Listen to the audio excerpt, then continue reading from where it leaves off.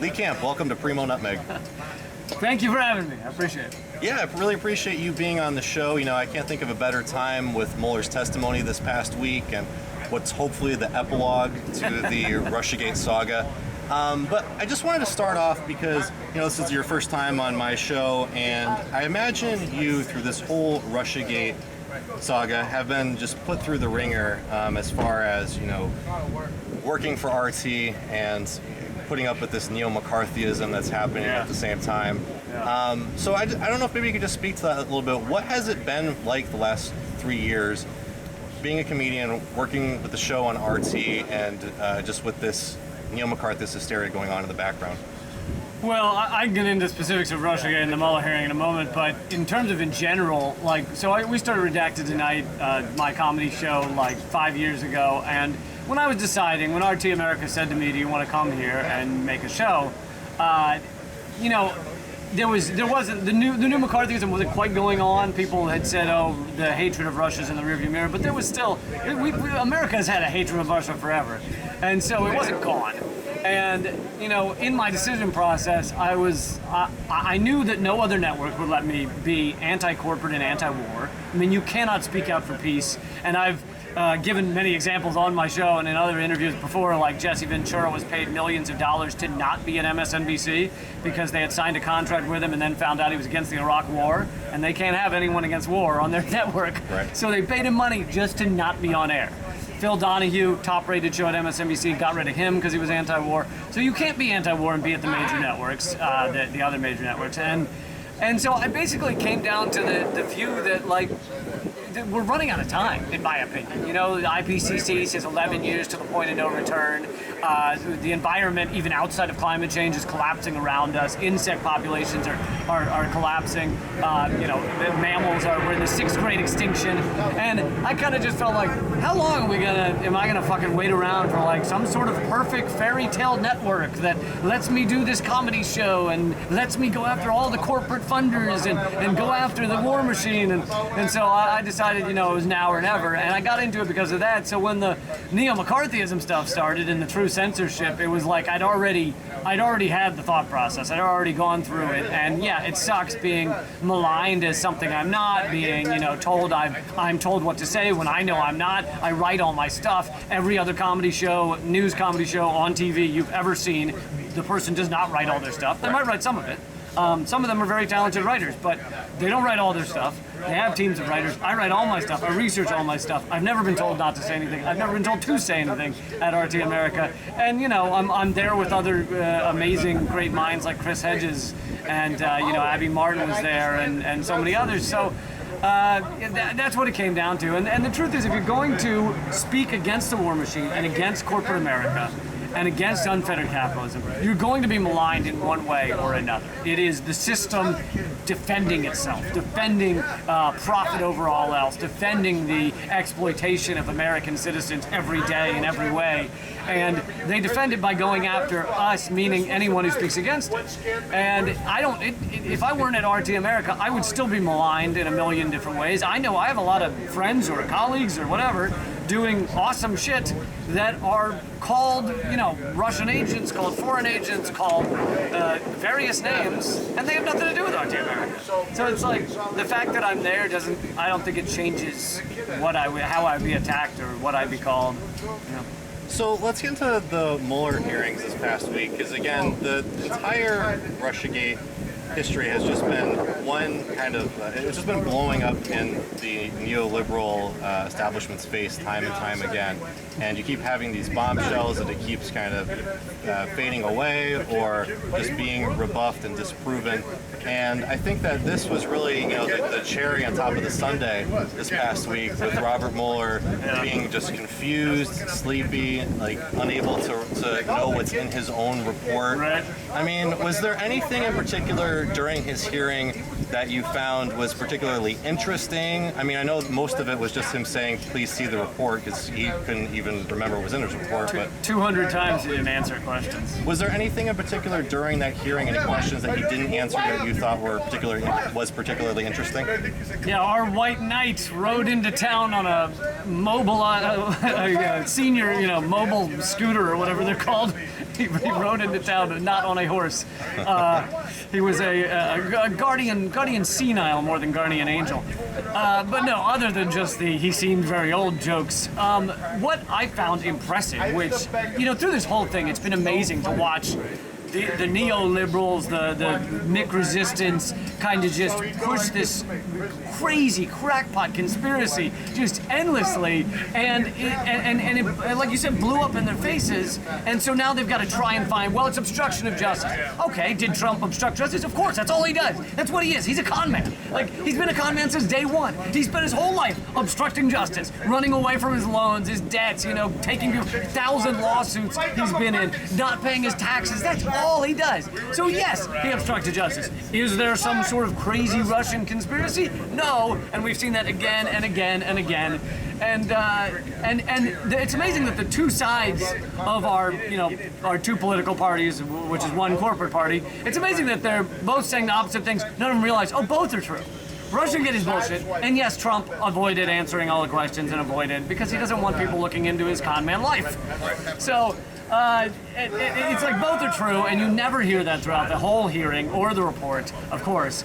But what was interesting is the few moments, and I said this on Redacted Tonight, the few moments where you're like, that is so important, and Americans don't even know it, came from Republicans. Right. And sitting around and waiting for truth from Republicans is, it's like being on a spacecraft and you trust the entire re-entry program to a dead parrot.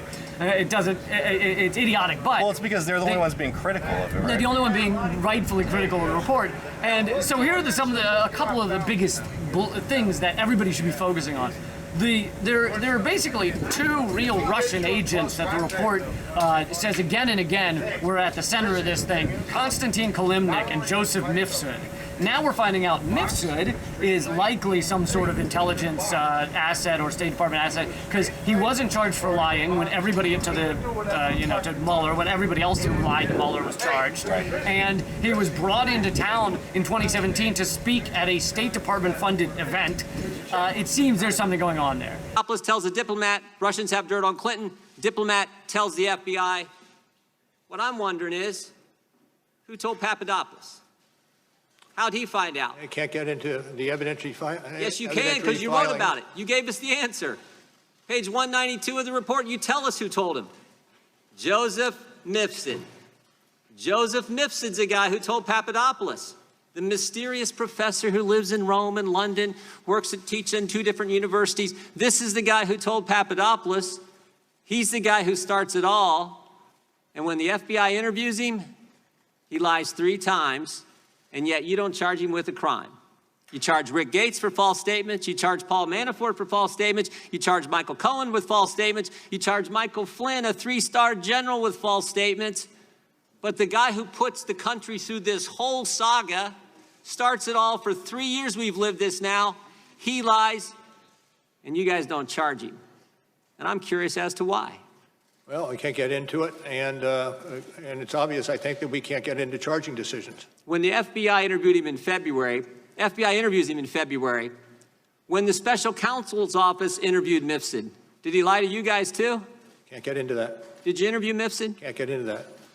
Is Mifsud Western intelligence or Russian intelligence? Can't get into that. Kilimnik, we know for a fact, is a State Department asset because even The Hill, which is a mainstream outlet, and New York Times, which is a mainstream outlet, reported that there are hundreds of pages showing Kilimnik to be a State Department asset, and Mueller had access to that during the report. Never mentions in the report, hey, this is a State Department guy. Never once. You extensively discuss Konstantin Kilimnik's activities with Paul Manafort. You describe him as, quote, a Russian-Ukrainian political consultant and longtime employee of Paul Manafort, assessed by the FBI to have ties to Russian intelligence. And again, that's all we know from your report, except we've since learned from news articles that Kilimnik was actually a U.S. State Department intelligence source, yet nowhere in your report is he so identified. Why was that fact? I don't necessarily credit what you're saying occurred. Were you aware that Kilimnik was I'm not going to go into the ins and outs. I'm not going to go into the ins and outs of what we had in the course of our investigation. Did you interview Konstantin Kilimnik? Pardon? Did you interview Konstantin Kilimnik? I can't go into the discussion of our investigative moves. And so that shows that Mueller is not giving people the reality. He also another thing people should be focused on is one of the big Russian rigged our election ideas is this troll farm, right? To put up Facebook ads. Yeah, the IRA, right? And the IRA, and Mueller indicted 14 of them or something. Many of them hadn't worked at that thing for 2 years before the election. I mean, it's so laughable. 56% of all the Facebook ads didn't play on Facebook till after the election. It's just so laughable. But the thing that Republicans brought up in the hearing that no one else is talking about is a couple of weeks ago, a D.C. federal judge said Mueller had not proven at all that this troll farm has any connection to the Russian government. So they're going through the courts right now because he indicted them. So they're going through the courts, and the courts are saying, prove they're connected to the Russian government, and Mueller has nothing. There is no proof this thing has anything to do with the Russian government. Your report famously links Russian internet troll farms with the Russian government.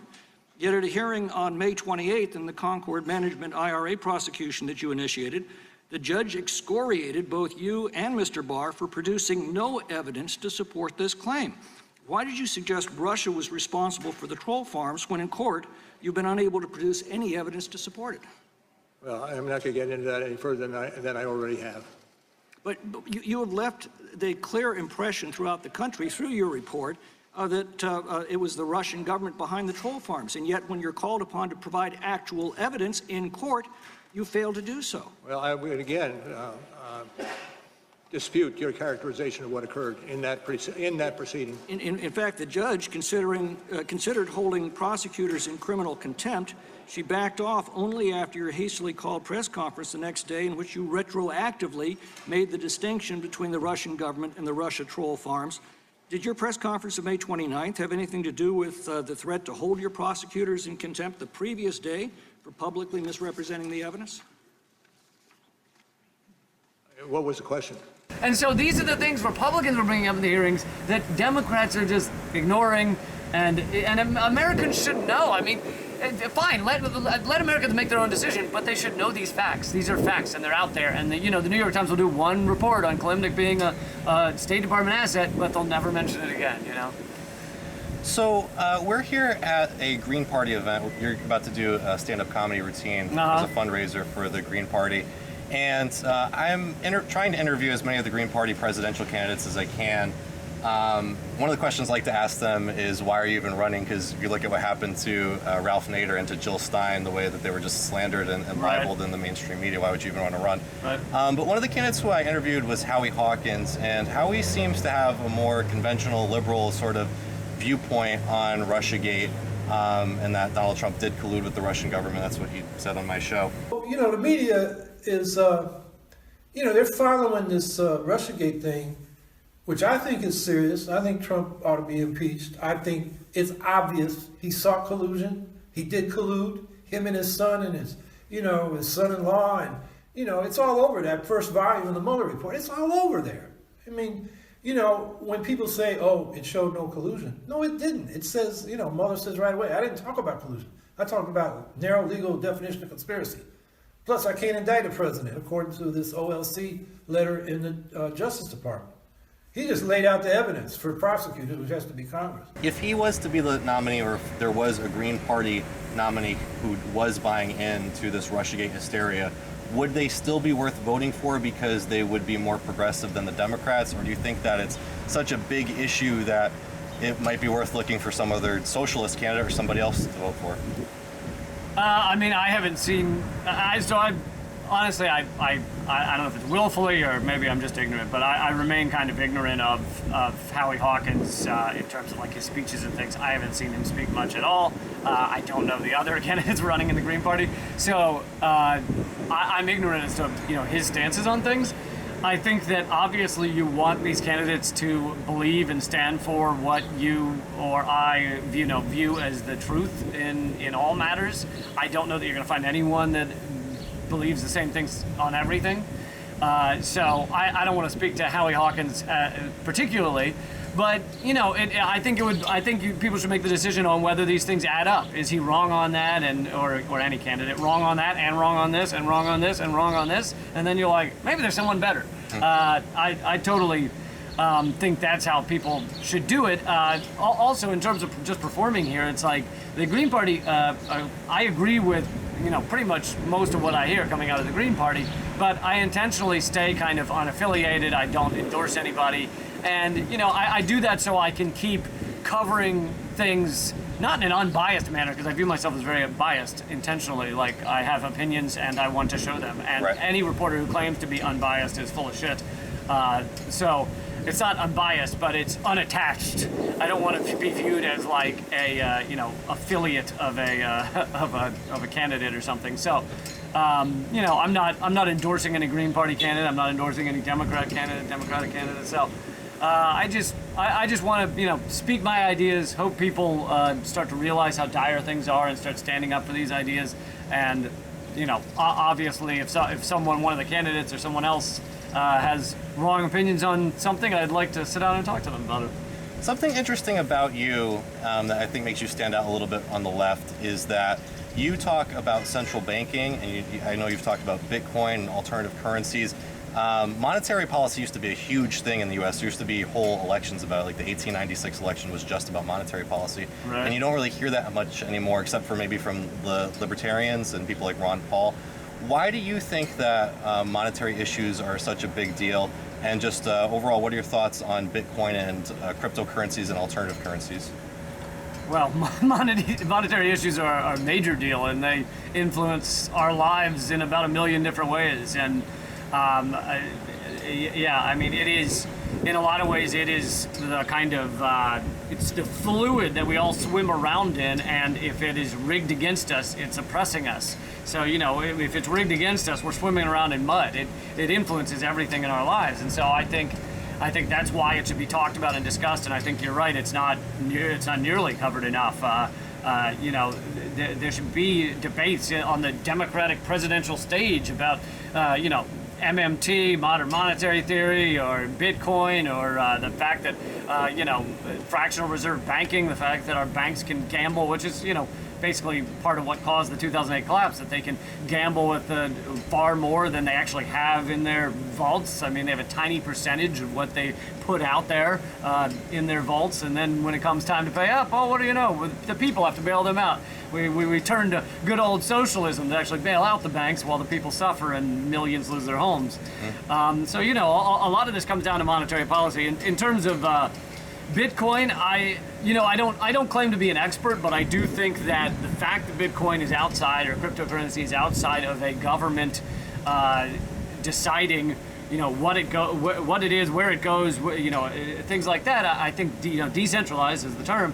I think that's very important, and I think that if they don't find a way to lock it down, and I'm not smart enough to know how difficult that is. If they don't find a way to lock it down, I think it can change a lot of things in a lot of the world, and I think that cryptocurrency could be very important in that way. So one thing I also have to ask you about is just the 2020 election, the Democratic primaries. We're about to have the second... I'm unfamiliar. Is there some sort of election going on? Yes, there is. Okay. And there's some debates coming up this week. I'm having kind of a hard time, I guess, in some ways, finding the line to draw of exactly where to support certain candidates. Bernie Sanders, obviously, was a person I supported in 2016. I campaigned for him. I donated to his campaign. But he didn't speak up on the way that he was screwed over by the DNC. He endorsed Hillary Clinton. He hasn't spoken out for Julian Assange. He has embraced RussiaGate. But he's also, taken other stances like skepticism towards the bombing or the explosions that took place on the tanker in the Persian Gulf, which was, interesting to hear him say that. You have Tulsi Gabbard, who, is great on foreign policy, but this past week she voted for a piece of legislation that condemned BDS. And then there's other candidates like Mike Gravel. I'm just wondering overall, what are your thoughts on the field? Are there candidates who you feel strongly about, either one way or the other? And just overall, when you're thinking about considering a candidate, is there a line that you draw in the sand? Yeah, I mean, there's so many problems with pretty much all of them.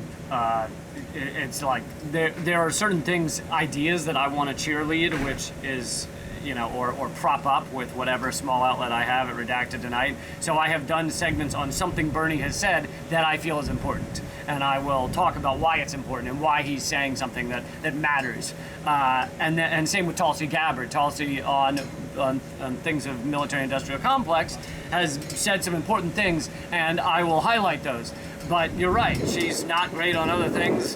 Bernie Sanders is not great on military-industrial complex. Every once in a while he does something that's good, but I think if you look at the breadth of his career, most of it is not involved in foreign policy, and the F-35's made in Vermont, right, and things like that. So I think there's a lot of holes in that stuff. And like you said, whether he was pressured into it or he thought it might happen all along, who knows? But ultimately, sheepdogging everyone to Hillary last time is a real problem. So yeah, I think there's a lot of issues, but that's why I kind of like to focus on ideas. The other reason I like to focus on ideas is because I think that too much time and effort and energy and focus and just the mindscape of America is wasted, and a lot of it is intentional, on the presidential election, which goes on for like 2 years, which is outlandish. No other country does it like that. In the UK, they'll spend a couple of months on the election. Like, right, it's just. And it's not by accident. It's not like, oh, that just happens to be the way we do it. No, the mainstream media, A, gets ratings, and B, can cover over everything else going on in the world. I mean, how much time are they spending on presidential election while they're not talking about climate change, not talking about Wall Street running away with itself, not talking about the prison industrial complex? So they can use that to really put a fucking veil over our eyes. And so to me, that it's something that we should always be skeptical of, to spend too much time talking about these presidential candidates, even for the Green Party, for anyone.